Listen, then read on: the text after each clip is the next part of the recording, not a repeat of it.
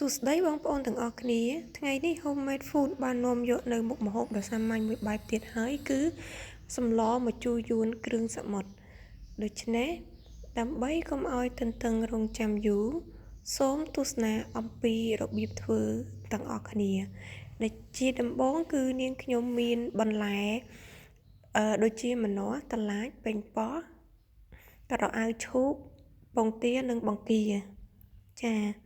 គឺដូចនាងខ្ញុំបានបង្ហាញក្នុងរូបនេះអញ្ចឹងបន្ទាប់ពីនោះហើយគឺ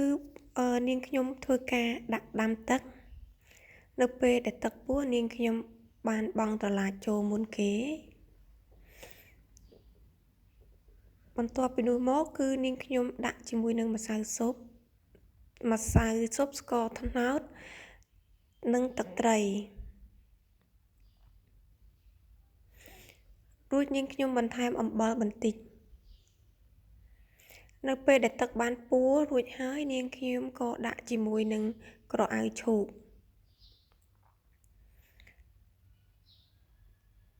ហើយបន្ទាប់មកទៀតគឺនាងខ្ញុំដាក់ជាមួយនឹងម្នាស់ដែលយើងបានហាន់រួចហើយ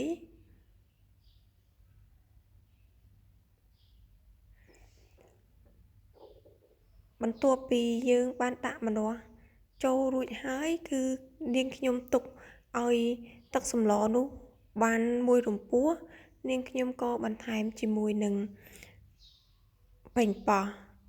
ដែលប៉េងប៉ោះគឺនាងខ្ញុំចិតជាចំណិតបែបនេះហើយបន្ទាប់មកគឺនាងខ្ញុំធ្វើការជ្រុំជាមួយនឹងអំពិលទុំហើយបន្ទាប់មកនាងខ្ញុំទុកសម្លនោះឲ្យពុះបន្តិចហើយនាងខ្ញុំទុកអំពិលជាមួយនឹងទឹកនោះឲ្យវាចូលជាតិឲ្យវារីកអំពិលបន្ទាប់មកនាងខ្ញុំជ្រុំអំពិលនោះហើយចម្រិតយកទឹកចេញបន្ទាប់មកគឺនាងខ្ញុំធ្វើការជ្រុំអំពិលទុំនោះម្ដងទៀតនាងខ្ញុំធ្វើការជ្រុំអំពិលទុំនេះដើម្បីចម្រិតយកទឹកនេះប្រហែលជា2-3ដងដើម្បីឲ្យវាអស់ជាតិជូរនិងធ្វើឲ្យសម្លម្ជូររបស់យើងនេះមានផ្កាជូរល្អតាមពិតបើសិនជាបងប្អូនអត់មានអំពិលទុំបងប្អូនអាចប្រើជាមួយនឹងម្ជូរសណ្តាន់ក៏បានដែរបន្ទាប់ពីទឹកសម្លពុះរួចហើយនាងខ្ញុំបន្ថែមជាមួយនឹងបង្គាចូលហើយចំពោះបង្គាគឺយើងមិនបាច់ដាក់ឲ្យវាឆ្អិនពេកនោះទេគ្រាន់តែពេលទឹកពុះគឺយើងដាក់បង្គាចូលនិងពងមាន់ដែលយើងគួរដាក់បញ្ចូល